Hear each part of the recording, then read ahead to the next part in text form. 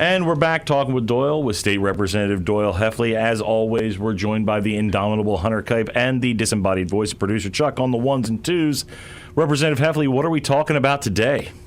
Today we are talking about the Governor Shapiro's proposal for the 2025-2026 budget. And it's big.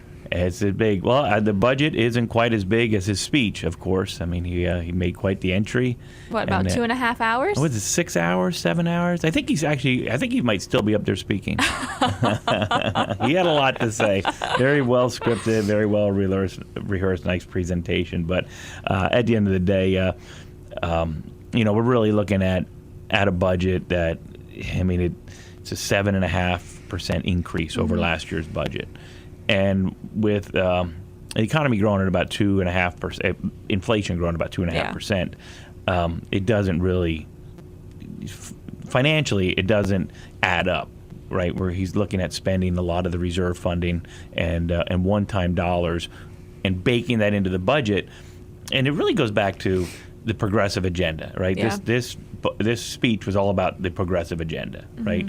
He still wants to tax energy through Reggie or PACE or whatever he's calling it now. Yeah. It's an energy tax. It's going to be, we just had a whole election cycle that went about, we need to reduce the costs on working families, and he's proposing an energy tax that everybody's going to pay on their utility bill. Yeah. But with that said, I mean, if you look at his increases, I mean, certainly we want to help out education. We want to get those schools like Panther Valley and others that have been historically underfunded. We want to make sure they're getting the dollars that they need. Yeah. But at the same time, you look at his budget and the increases, but we're still, as the chairman of the Human Service Committee, I'm still looking at there's not a line item in there for traumatic brain injury. We just held hearings on that this week. Really doesn't take care of the visiting home healthcare workers in getting them a rate increase. So we're spending 7.5% more, billions of additional dollars, $3.57 billion additional dollars, and we're still not taking care of the programs which we currently have by properly funding them. It's just creating new programs. And so it's I was disappointed. I obviously listened to the governor's speech, and he seems very passionate, and I know he's very passionate about the state of Pennsylvania, as I am as well. Of course. But I just think there's bad policies, and it's like we're repeating history. Yeah, no, of course. And what is actually the number of the total budget? Is it $51.47 billion? $51.47 billion. And is that the biggest budget that we've had so far in Pennsylvania? By far. I mean, it's growing in leaps and bounds. And it's ironic because if you look at when I first came into office, right after the Rendell years. Yeah. And Governor Rendell, who was a very progressive Democrat at the time, spent. We were in a big deficit, weren't we? And my first year, we had a $4 billion budget deficit. So they took one-time funding and spent it in the budget on reoccurring costs. It came in, and there was, there had to be cuts. It was a very challenging budget. We were in a recession because of that overspending. And now it's like Shapiro learned nothing. And he was there at the time. He was in the House, right? Yeah. And he learned nothing from that lesson, that you can't take one-time money and spend it for reoccurring costs, or because you then blow up your budget. So you're looking at out years in 2 years, having a $3.5 or $4 billion tax increase in order just to level fund the budget, and that's just not good management. So is that the solution then to how to pay for this budget, to balance it out, raise taxes? Well, at the end of the day, if you're going to continue spending more than what you take in, that's going to. Now he's saying we're going to make $5 billion or $500 million off of legalizing marijuana. Now, wherever you are in the argument, some said you could possibly see an increase in revenue, state revenue. It should go into the general fund. We don't need another special fund. Put it in the general fund. But I don't know that it's going to be $500 million, right? That's a very optimistic projection. And then the skills gains, which we talk a lot about. Yeah. And like I'm not a gambler personally, but we have casinos, we have VGTs, we have skills games. The skills games, they should be regulated. They're here. They're in every establishment. People like playing them, and the businesses are making profits off of them. Yes, they should be taxed. But it should be a fair tax. He's proposing a 52% tax, and then he's saying, well, that's how we're going to balance the budget.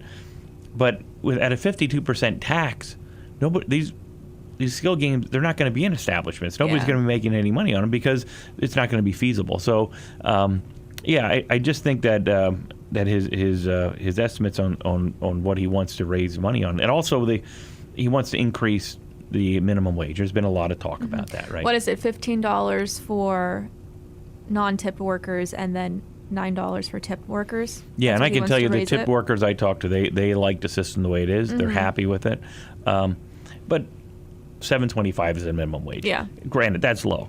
But I don't know of really anybody. I was talking to an employer yesterday hiring dishwashers at $17 an hour. And they can't find anybody to fill that position. That's a problem. There's some people that maybe aren't worth $15 an hour. Yeah. You know, I think most of the workers, you know, you earn that job and you're going to move up. But most positions that I'm seeing are hiring at $12 to $15 an hour already. Yeah. But what happens if you take the minimum wage and put it to $15 an hour? All you did was raise the floor. Yeah. Right? So now, who it's really going to hurt are those, especially senior citizens on fixed incomes. School districts, right? So now, if you're already making $17 an hour, now you're going to want $20 an hour, right? Or $30 an hour. So school districts, government entities are all going to have to pay higher salaries and higher wages. And where's that money going to come from? Yeah. It's going to come from property taxes, right? So your property taxes are going to go up with people in fixed incomes, and they're seeing no benefit from a minimum wage Yeah, he didn't increase. talk about that at all yesterday. Yeah, so but it's going to be inflationary. Look, Joe Biden proved it. When you just increase government spending, all you do is increase inflation, right? And Yeah. and that's what that proposal will do.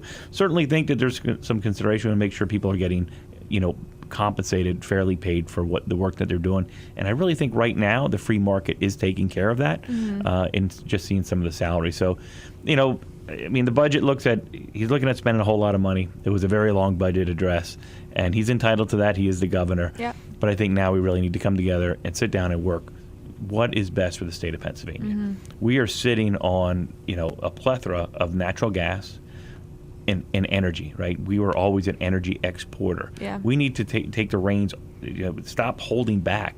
He talked a little bit about permitting reform, and I can tell you firsthand, I talked to businesses, and it has not sped up. You're looking at 5 to 7 years from the time you're looking at a concept to getting it finished. And I talked to economic development folks, like they're trying to attract industries in, and they want, you know, you're making a product. You want that facility to be up and running in a year or 2 years, and they can do it.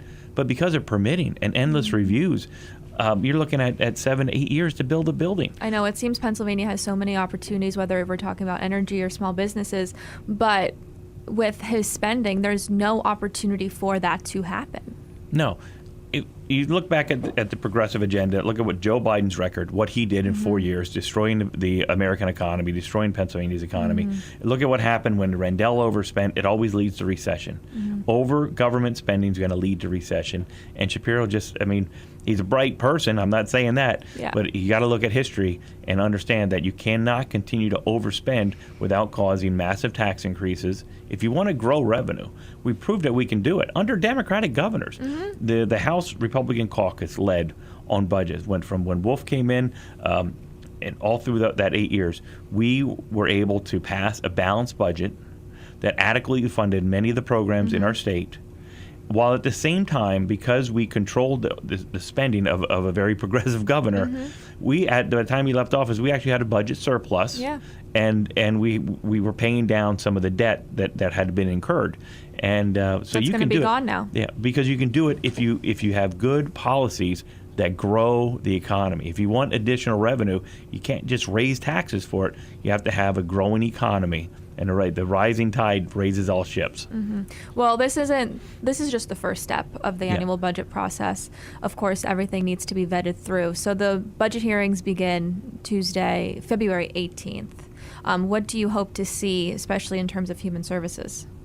I really want to hear more from the Department of Human Services. Obviously, there's been some statutes that were passed on the House floor. We talked a little bit about that with the parental consent and parental rights when it comes to behavioral health that I felt the departments had overstepped.